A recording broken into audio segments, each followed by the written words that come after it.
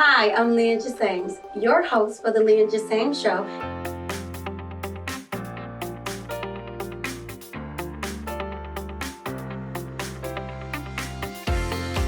Hello, everybody.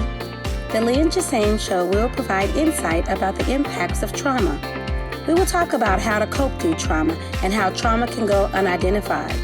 We will share various types of trauma and how understanding different types of trauma empowers us to heal. How we cope through it is how we can live through the traumatic experiences in our lives. Stay tuned.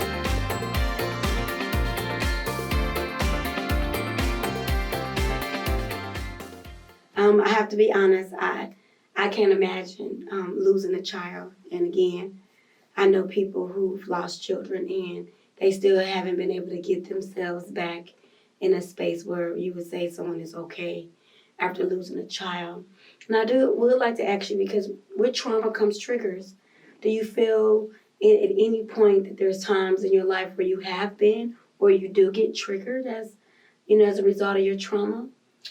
But the triggers are not bad. It's like, if I see a newborn baby or something like that, you just want to hug and kiss them or whatever have you. But I don't think negative about the situation like I did when it first happened, when it was fresh. So Right.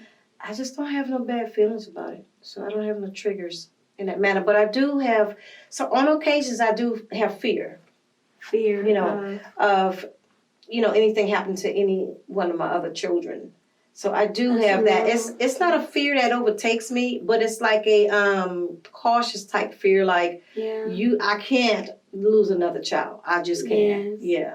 I can't imagine that one either. To be honest with you. But when you hear other babies, I talk about triggers because a lot of times we don't understand what triggers are.